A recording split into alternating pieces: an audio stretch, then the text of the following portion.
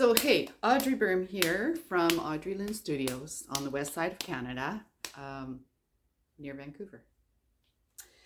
Today I am just throwing on my PINKY VEVOR direct drive wheel just to keep using it and seeing how it does, but also just to yak about some stuff. So let's go.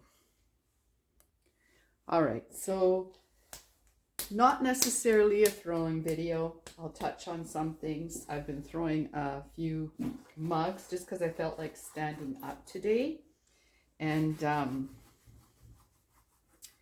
not to say Audrey. And talk about some things while throwing on Pinky. 0. 50.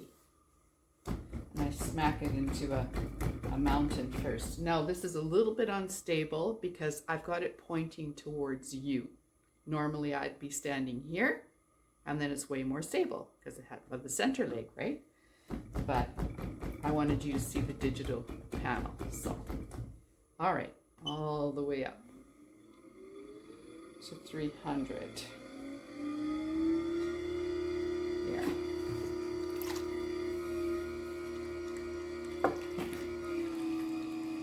You can see it slows down a little bit when you apply pressure, but not too much.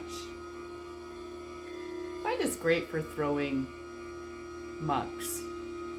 1 pound. This is 1.5 pounds, and it's not necessarily the softest clay at this point, so just so you know that. But it is a white stoneware, so there's not a lot of grog in it. It's Plainsman 370. So I'll be coning it up and down a few times.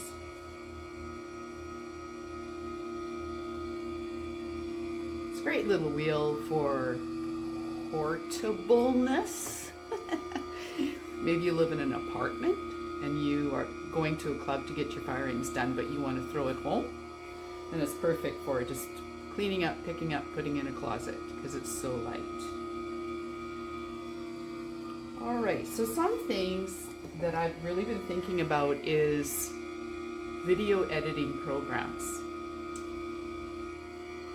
I don't know, some of you may know that we have a new leadership in the US, which is our neighbor. And I have been using CapCut. And I bought Pro because I wanted it to go easy. Everything go easy, no watermarks either, and so on and so forth. But it seems that CapCut is actually owned by the same company that does TikTok.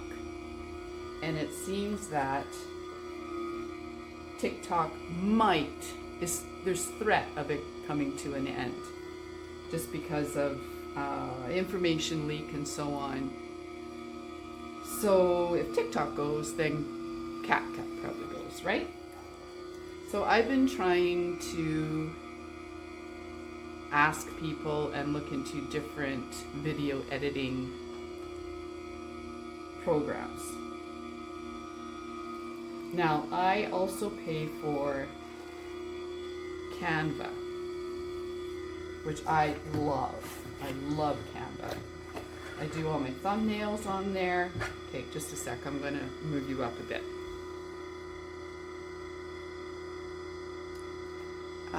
Let's see if I go further out, then maybe you can see me, the digital display, and that. No, you can't. You're not gonna. Well, you might see me a bit. Okay, I hope you can hear me out here. So I subscribe to Canva Pro and I love it because I'm all about graphics and pictures but I tried editing a video on there, and normally I can just take my video from my Google Photos, download it onto my computer, go over to CapCut, upload the video from my downloads on my computer, and bang, it's there, right? Somehow that doesn't happen with Canva. It says it's the wrong format or something. Well, that doesn't help me. So, I mean, I love CapCut, so I'm not sure what I'm going to do instead if it goes away. So this is what I want to know, is what you guys use. And do you have any suggestions? I was using Clipchamp, which is a program that comes with your Microsoft program. But oh my gosh, it would crash all the time, and not interested in that. That's just you'd put all this work into editing the video and then it's gone, and forget it. I'm not dealing with that. So anyway, that's one question for you. What do you use for your editing?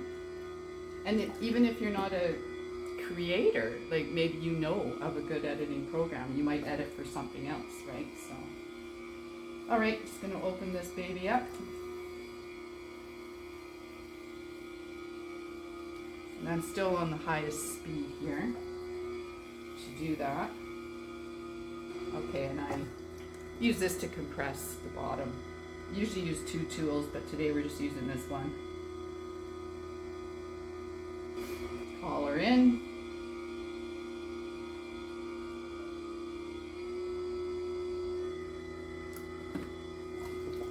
And I usually hold my sponge in my hand, and that first pull is not aggressive. I'm still on full speed, but it's not aggressive.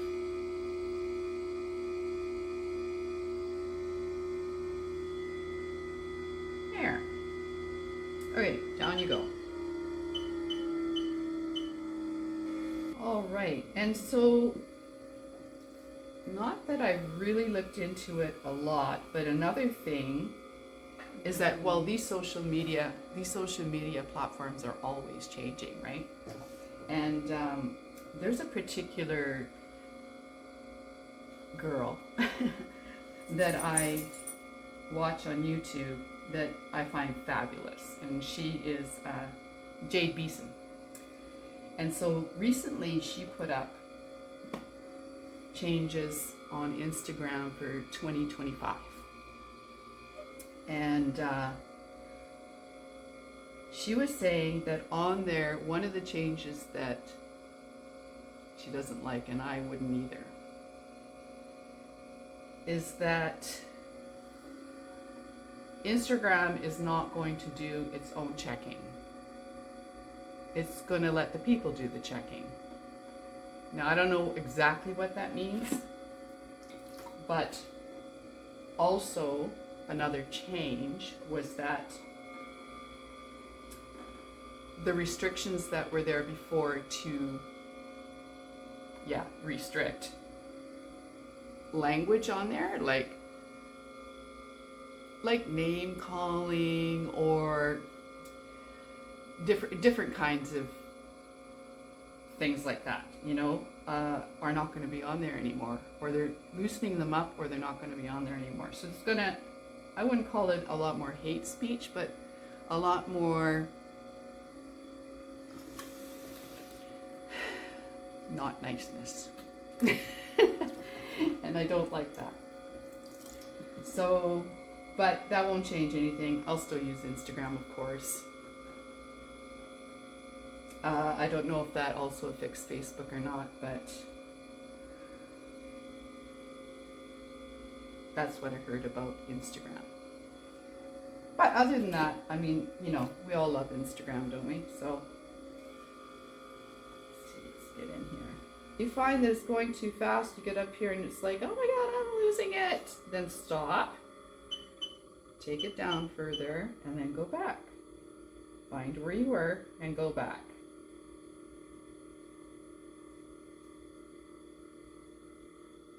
Okay.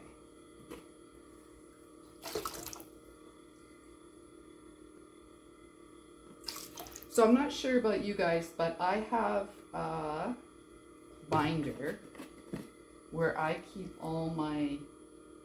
a calendar of what I post it on all my social media platforms so that I know if I can look back on my paper. I find it tedious to go back on my phone sometimes and find these things out. But, so I keep a binder, and I can look at that binder, then I know, okay, yeah, I did post one full video this week. I haven't sent anything to my email subscribers in a while.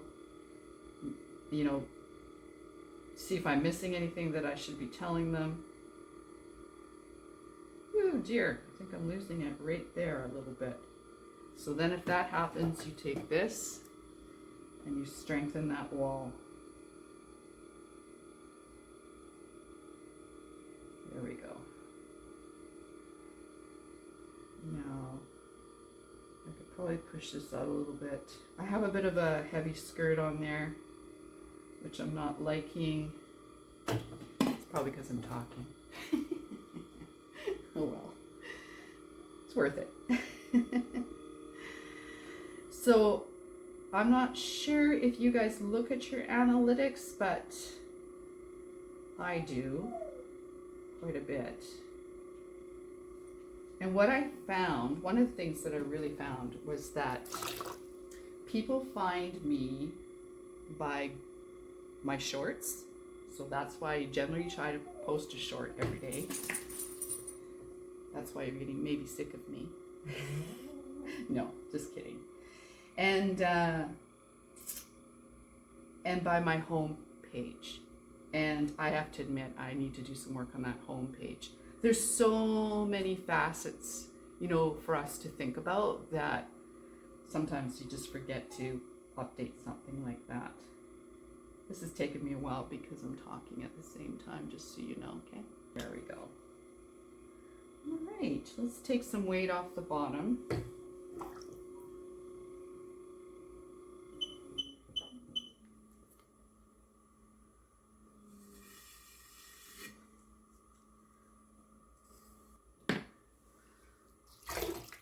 So let's get the moisture out of the bottom, and then I'm going to shape this a little bit.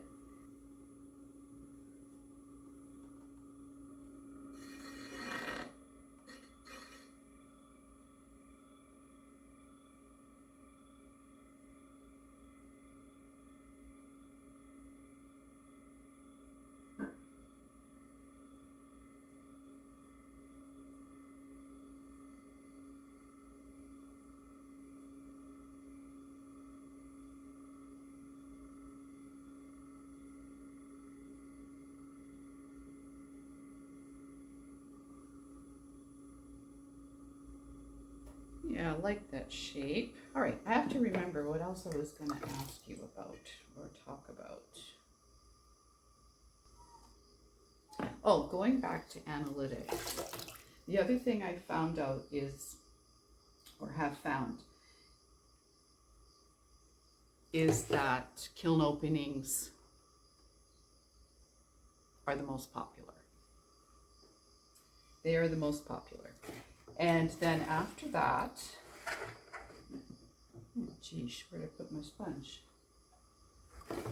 Oh, here. After that, it is tutorials, how to make, or how to glaze. So I have make-alongs and glaze-alongs. Those are the next popular. Then anything after that is just, yeah, whatever. Okay. Let's wash hands. So what do you find? Like, what's your favorite? What's your favorite type of video? Like a kiln opening, or a make-along, or a glaze-along, or a day in the life, or a visit to a pottery museum, which, by the way, I'm so excited. In June, I'm going to the UK, and I'm going to go to Gladstone, which is the pottery museum there in Stoke-on-Trent, and Middleport Pottery, where they film the Great Pottery Throwdown. I'm so excited. And I'm going to meet some people I know. I can hardly wait. Okay, so my hands are dry. And I'm just putting my body against Pinky here because, like I said, she's on her side. If I just do this, no, well, of course it's not going to happen now. But when I did the other ones, Pinky kind of tipped a little bit. So I would put my body next to her. But like I said, normally I'm standing here. So, all right, hands are all dry. Give the mug a nice hug. There you go. Now, I think, like, I don't have those. I should try that because I know you can pick up a bowl like that apparently. And I should try that right now, shouldn't I? Because I know that you can also get like metal things that do that for you. So maybe I'll try a bowl. But right now I have to go let Duty outside to do his business. Okay, let's try a bowl because I have a subscriber that would like a heart bowl. You might have seen them on come out of the kiln. They're fun. Okay. So, next question. How many of you like to do markets? If you've been following me for a while, you know that I have my product at Crossberry Farms and Estate Winery. They are very dear friends of mine. We've been friends forever and ever. I've done everything from make their fudge and corn pizzas and pies to painting their farm signs.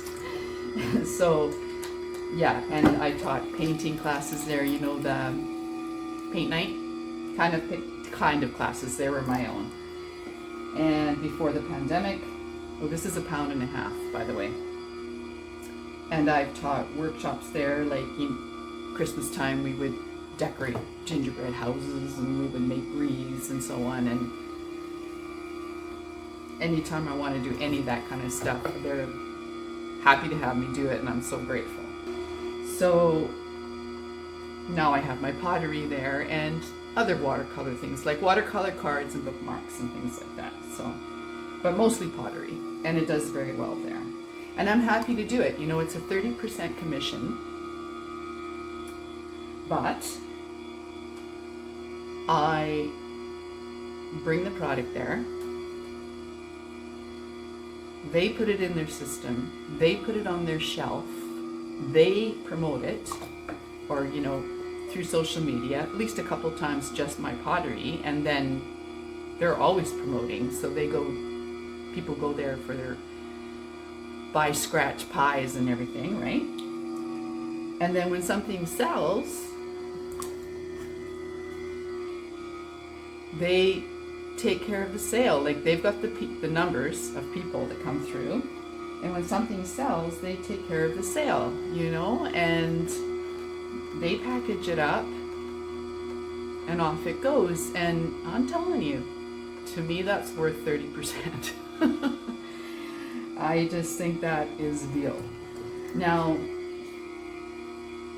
I've done a market. I did a market last year. I was supposed to do 2 markets last year. And the first one was a shop and sip and shop. And I was really looking forward to that because it was at one of my favorite wineries.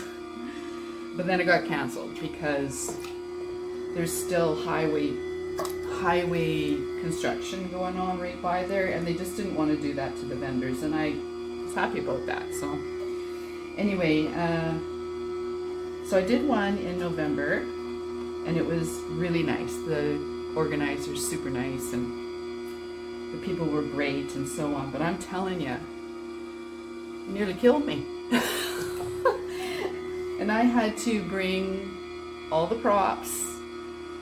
You know, you pay for it, you pay the price, which it was not expensive for a really nice market, which I was impressed.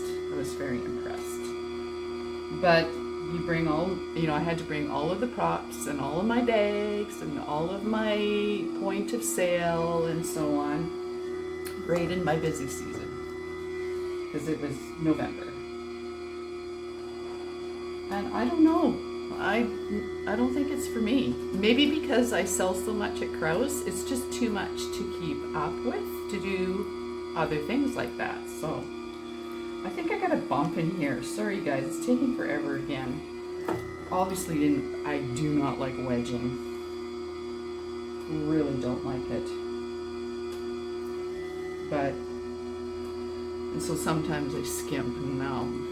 Anyway, I'm gonna open this thing up anyway, because I'm just gonna. First we're gonna center it. So I don't know guys, like, I have a credit for that one that was canceled. I'd almost give it to someone else, like, if I can. They might not even let me, or I just have to forfeit it, because I don't think it's for me. I used to do markets all the time when I was painting glassware or making jewelry or whatever, but I don't know, it doesn't appeal to me anymore. So, but I am curious what you do. Although I saw the nicest booth set up on, okay, I was cruising Alibaba. Oh my gosh, it's adorable. I'm gonna even put it on here if I can. But yeah, it's not worth it to me, so I'm curious. I'm curious what you do. Some people are more social than I am, so they love that too, right? I get people, because you know I have an email list, and I will get people from Krause wanting to come by my house and see stuff. So, and I'm good with that. That's no problem. Okay, I think this is centered, but it's not doing well down here, so let's just go for it. So with this wheel, I wouldn't say that you could throw really, really wide. Like a little bowl like this, yeah, okay, you can do it. But really wide, I don't think so. But then it's a beginner wheel, right? So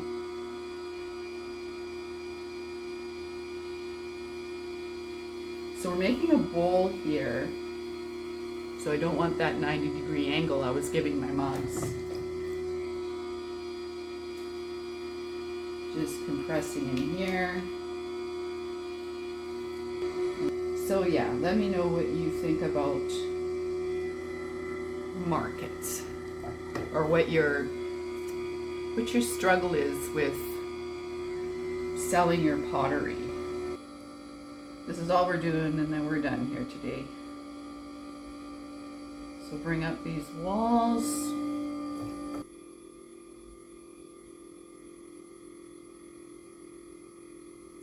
Let me know what your struggles are in pottery.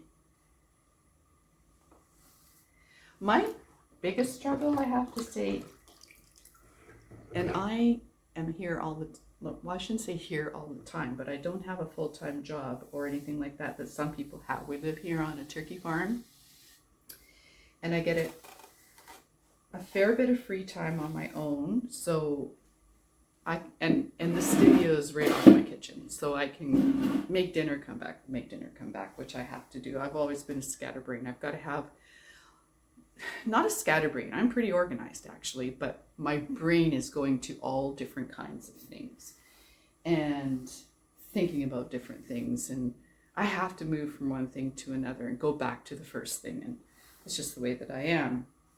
But the one thing that I really struggle with, is that if you're a potter, I think especially because of the timing involved, you need to be around. And so it's not that I'm not social, but I prefer to be on my own doing my work. And if I get enough of that, then I'm good to be social. But if I've got social things, people are asking to do this and to do that, and then I got appointments, I gotta go visit my mom every week, that's important, and so on. Sometimes I get anxious because I need lots of time at home. So that's my main struggle. I'd love to hear yours. Okay, enough of that. Let's Okay, so here's my little wear board with my paper on. And I'll just push you down a little bit.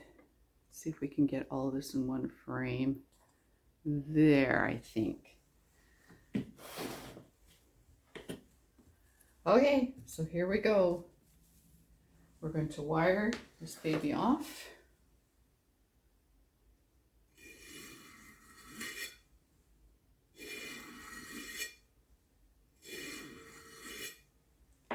And the idea is that you should be able to do this. Get right under it and pick it up. I don't know. Oh, nice. It worked. Yay. Okay, so come here and we're just going to make this into a heart.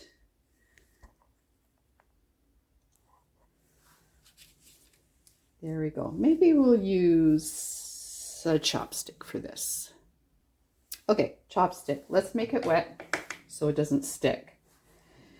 And we're just going to go like this.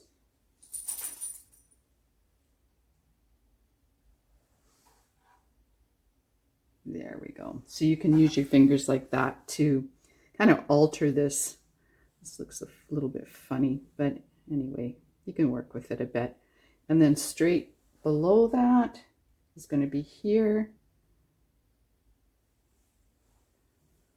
There.